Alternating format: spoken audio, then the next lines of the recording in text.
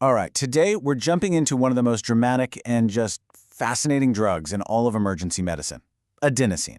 We're talking about a substance that does something that sounds pretty much impossible. It gives the human heart a full-on reboot in just 10 seconds. So, let's just start with that question. Think about it. When a heart's electrical system gets stuck in this dangerous, out-of-control loop, how do you actually fix it? How do you hit, Control-Alt-Delete on the most important organ in the entire body? The answer? You do it in 10 seconds. That is it. In less time than it takes to even process what's happening, a single dose of a drug can stop the heart cold, break that faulty circuit, and let it restart with a totally normal rhythm. It's just an incredible piece of pharmacology. Okay, so let's get into how this works. And to really get it, we have to understand the problem first. We need to meet the villain of our story today, the heart's short circuit. You gotta remember, the heart is basically an electrical pump. It depends on this super precise, coordinated series of electrical signals to beat the right way. But sometimes that wiring just goes haywire. It creates this feedback loop that makes the heart race at these dangerously high speeds. So, this villain has a name, of course. Medically, it's called supraventricular tachycardia, or just SVT for short. But the key phrase here really is short circuit. Some abnormal electrical path forms, trapping the signal in this frantic repeating loop that just drives the heart rate way, way up. So if SVT is our short-circuiting villain, what's the fix? Well, every good story needs a hero, right? And in this one, our hero is adenosine. It is the ultimate biological reset button. And what's so wild is that our hero isn't some strange chemical cooked up in a lab. It's endogenous, which just means it's already inside of you.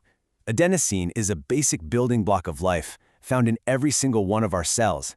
We've just figured out how to harness it and repurpose it as this incredibly powerful, life-saving drug. And make no mistake, this isn't some obscure last-ditch effort. It's the frontline, go-to treatment. For most cases of the kind of stable SVT we're talking about, adenosine is the very first drug that clinicians are going to reach for. So how does this natural stuff that's already in our bodies pull off such a dramatic rescue in such a short time? Well, let's break down its superpower, a lightning-fast 10-second power move. It all comes back to this mind-blowing timeline. The onset is immediate, like right now, and its duration, a mere 10 seconds. It gets in, does its job, and is gone before the body even has a chance to react. I mean, talk about efficiency. Now, to understand the how, we need to know the where. The drug's target is a tiny but absolutely critical bit of tissue called the atrioventricular node, or AV node. Think of it like the electrical gatekeeper that stands between the heart's top and bottom chambers. This is ground zero for the short circuit, and it's exactly where adenosine works its magic. So let's walk through that reboot sequence. First, you've got that runaway SVT loop going crazy. Then, bam, adenosine hits the scene and basically slams the gate shut on that AV node. It completely blocks any electrical signal from getting through. That action interrupts the whole faulty circuit. It breaks the loop. And in that tiny moment of electrical silence, the heart's own natural pacemaker gets its chance to take back control and start a normal, healthy rhythm again. It's just this elegant, forceful takeover. And all of this builds to the most intense moment of the whole process, actually giving the drug and watching what happens next. It's what clinicians often call the big pause. Because that half-life is so incredibly short, just 10 seconds, you can't just casually drip this drug in. It is a full-on race to get it to the heart before it literally disappears. That's why there's a special technique, a super-fast 1 to 3 second push into a big vein, followed immediately by a huge flush of saline to just ram it home. They even raise the arm to use gravity to help win the race. And here it is. This is the reason for all the drama. When adenosine hits that AV node and shuts it down, what you see on the heart monitor is a brief period of asystole, a flat line. For a few seconds, the heart is electrically silent. It's totally intentional, it's expected, and it is absolutely breathtaking to watch as you just wait for that normal rhythm to kick back in. Of course, an effect this powerful has to be dosed with extreme precision. For adults, the standard is to start with a 6 milligram dose. If that doesn't work, you can follow it up with a bigger 12 milligram dose. For kids, it's all based on their weight, starting out at 0.1 milligrams per kilogram. Now, a tool this powerful obviously comes with a very specific user manual, so let's go over the absolutely critical rules of engagement for using adenosine safely.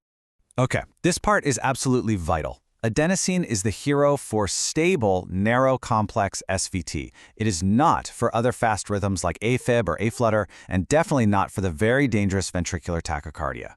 Using it on the wrong rhythm won't just not work. In some cases, it can actually make things worse. It is all about using the right tool for the right job. So what does the patient actually feel during this 10-second reboot? Well, it can be pretty intense, but the key word is brief. People often describe this sudden, overwhelming feeling of flushing, some chest pain or pressure, maybe some shortness of breath. Some even get a weird metallic taste. It's definitely not pleasant, but it's over almost as fast as it starts.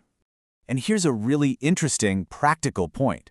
Things like caffeine, they actually block adenosine's effects. So if your patient just chugged a huge coffee before they came in, they might actually need a higher dose of adenosine to get the job done. But then other drugs can actually increase the effect, meaning you'd need a smaller dose. And just a few other really important things to know. Adenosine is generally considered safe during pregnancy. Patients who've had a heart transplant are super sensitive to it, so they need a much smaller dose. And you've got to be careful with patients who have asthma because it can cause some issues with their breathing. So, to wrap this all up, adenosine is this incredible, naturally occurring substance that we've learned how to use to perform a kind of medical miracle. It's a powerful, super fast-acting drug that literally reboots the heart by hitting the pause button for just a few critical seconds. It really makes you think, doesn't it? The idea that our own bodies contain the key to a biological off switch that can be flipped so precisely. What does that tell us about the delicate, the intricate, and ultimately, the rebootable wiring of the human heart?